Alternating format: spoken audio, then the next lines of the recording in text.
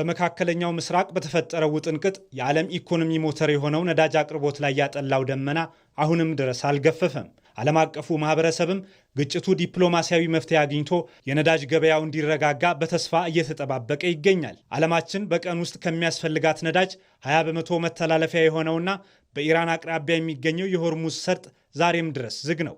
ይህ መዘጋት በነዳጅ ገበያው ላይ የዋጋ መናርን አስከትሏል። ጦርነቱ ከመጀመሩ በፊት $70 የነበረው የአንድ በርሜል ድፍድፍ ነዳጅ ዋጋ ዛሬ ላይ $100 ተሻግሯል። ይህ አሃዝ በኢኮኖሚስቶች መዝገብ ላይ የሚነበብ ተራ ቁጥር ሳይሆን በቢሊዮን የሚቆጠሩ ሰዎችን የዕለት ተዕለት ሕይወት በቀጥታ የሚነካ ጉዳይ ሆኗል። በአፍሪካ ገበያ ላይ በአንድ ሳምንት ውስጥ ብቻ የነዳጅ ዋጋ በአማካይ የ13.5 በመቶ ጭማሪን አሳይቷል። በአህጉሪቱ የ1 ሊትር ነዳጅ አማካይ ዋጋ $1.17 ደርሷል። የጎረቤት ሀገራትን እውነታ ብንመለከት በኬንያ 1 ሊትር ነዳጅ $1.68፣ በጅቡቲ $1.59፣ በኤርትራ $1.63 እንዲሁም በሱዳን $1.3 ሆኖ ተመዝግቧል።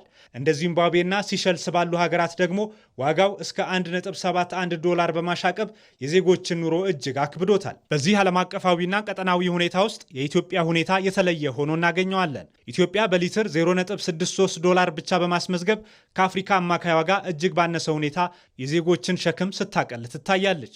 ይህም ኢትዮጵያ ነዳጅ አምራች ካልሆኑ ሀገራት ተርታ ዝቅተኛው የነዳጅ ዋጋ ያለባት ሀገር እንድትሆን አድርጓታል። የዓለም ዋጋ የናረበት ሁኔታ ይስተዋላል። በአንድ በኩል አቅርቦቱ ችግር ነው፣ በሌላ በኩል ዋጋውን መናር ችግሩን ያወሳሰበበት ሁኔታ አለ። መንግስት የዜጎችን ኑሮና ኢኮኖሚያዊ እንቅስቃሴ ብሎም ማህበራዊ እንቅስቃሴ ላለመጉዳት ሲል በአሁኑ ጊዜ በነጭ ናፍጣ ላይ 95 ብር በ1 ሊትር በመደጎም እያቀረበ ይገኛል። በቤንዚን ላይ 42 ብር በ1 ሊትር በመደጎም ላይ ይገኛል። ይሁንና ኢትዮጵያ ነዳጅ አምራች ባለመሆኗ ሙሉ በሙሉ ከዚህ ዓለም አቀፍ ጫና ነፃ ልትሆን አትችልም። መንግስት የኢኮኖሚ ህልውናን ለማስጠበቅና የማክሮ ኢኮኖሚ መረጋጋትን ለማረጋገጥ ሚዛናዊ የዋጋ ማሻሻያዎችን እያደረገ ይገኛል። ባለሙያዎች እንደሚሉት ዓለም አቀፉን የነዳጅ ዋጋ 100 በመቶ ደጉሞ ማቅረብ የዋጋ ግሽበትን በማባባስና የልማት ፕሮጀክቶችን በማስተጓጎል ከፍተኛ ዋጋ ያስከፍላል። በመሆኑም አሁን እየተደረገ ያለው ማሻሻያ የገበያውን እውነታ ከህብረተሰቡ የመግዛት አቅም ጋር ያስታረቀ ስልታዊ እርምጃ ነው።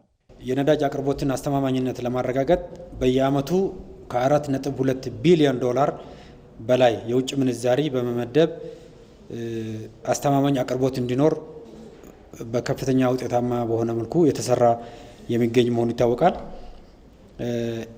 የተሟላ ማክሮ ኢኮኖሚ ማሻሻያ ካደረግን በኋላ ደግሞ በመቶ ቢሊዮኖች የሚቆጠር ድጎማ በነዳጅ ላይ በማድረግ ምንም እንኳን የምንዛሪ ለውጡ ተከትሎ የዓለም ነዳጅ ዋጋ ጋር ተገናኝቶ ዋጋው ደረጃ በደረጃ ወደ ማህበረሰብ መተላለፍ ያለበት ቢሆንም ወቅታዊ ጫና ከኢንፍሌሽን ጋር ተያያዥ ጫናዎች እንዳያመጣ በማሰብ በከፍተኛ ጥንቃቄ እየደጎምን ከምንገኛቸው ቁልፍ ምርት ነዳጅ ነው ዋነኛው። የነዳጅ ዋጋን ማስተዳደር የዛሬን ህመም የሚያስታግስ ቢሆንም ዘላቂው መፍትሄ ግን ከነዳጅ ጥገኝነት መላቀቅ መሆኑን ኢትዮጵያ ቀድማ ተረድታለች።